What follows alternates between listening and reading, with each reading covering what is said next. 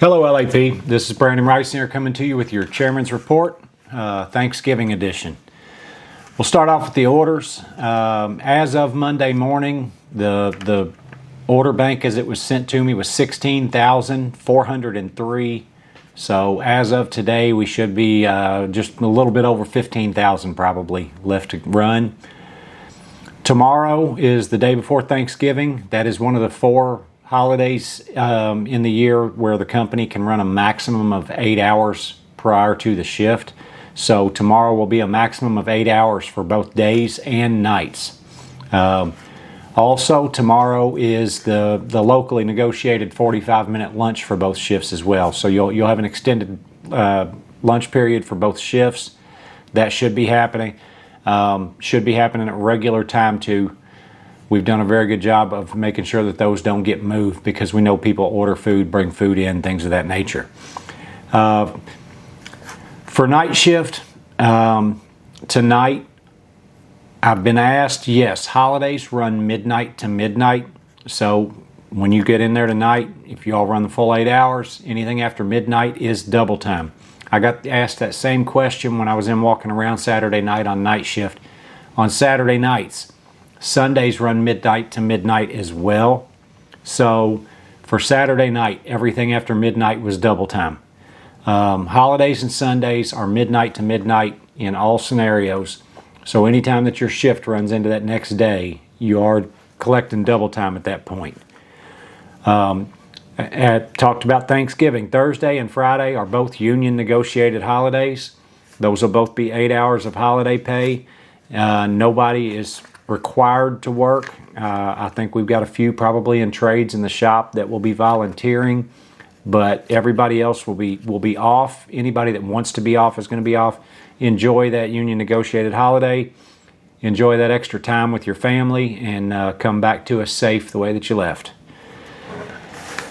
Getting a lot of questions about the unemployment work search, and I know we've had some conversations about that. As of right now, that has not been resolved.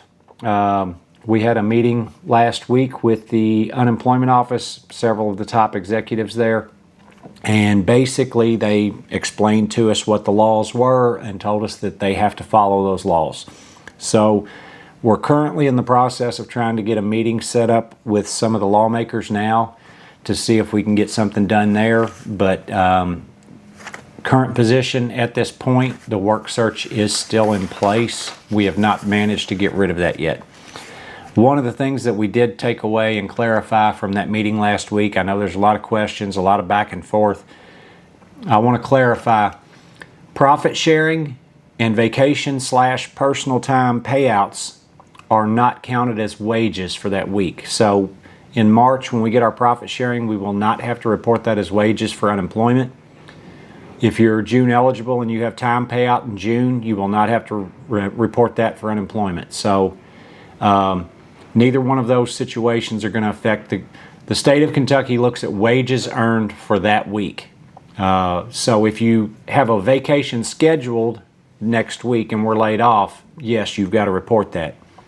If it is vacation time that is paying out that you have accrued over the year and just not used, it is not wages for that week.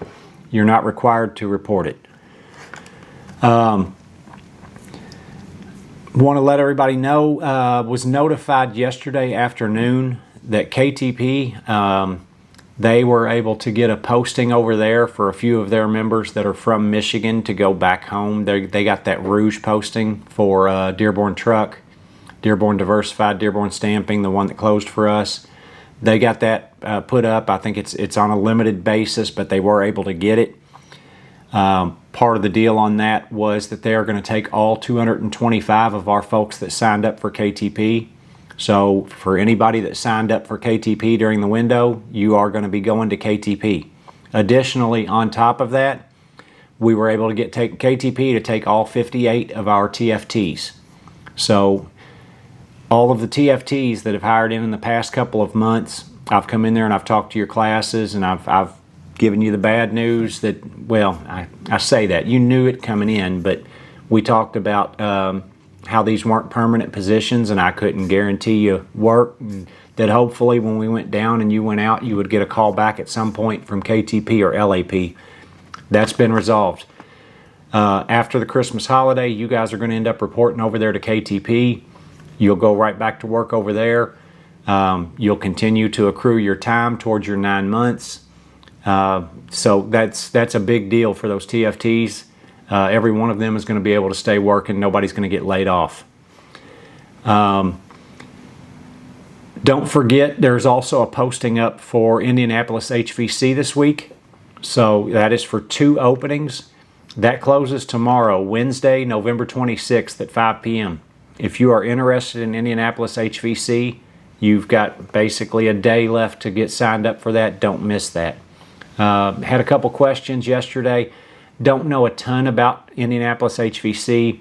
I do know if you're from that area, from what I was told, it is close to the airport. As far as hours, they've got 1 shift, and they're on a later start than us. I think it was a 9 or 10 a.m. start. They do get some overtime, but that's about the gist of it. As far as wages, they are under the master agreement. They do get the same wage rate scales that we do. Their classifications may not be exactly the same, so it could be a difference of a few cents one way or the other, but it's going to basically be the same pay scale that we're on here. Skilled trades, we got the shift pattern. Company notified us this week what shift pattern they want to go with during the retool. Skilled trades is going to be moving to 2 shifts during the retool period. 7 a.m. start and a 7 p.m. start. 7 a.m. obviously day shift hours. 7 p.m. that's the 10% premium like we had back when we were on AWS. Those are going to be 8-hour shifts with the ability to work up to 12. There's a survey sheet that went out to everyone. You should have gotten that already this week, I would assume. If for some reason you have not gotten that survey sheet to be able to choose shift and department, you need to get with either a supervisor or your union rep. Let them know you haven't got that. But we've already told the company until we've got a sheet in for every person, we're not going to sit down and iron that out, because we don't want anybody getting left out or getting basically just tossed on whatever because they don't have something back from them. So if you were out on vacation, medical, whatever, make sure to get a hold of somebody. We can get it filled out for you if you're not here, but either way, we need to have answers for everybody before we move forward with that. I believe that that's all I've got this week, and we'll see you next week. Thanks.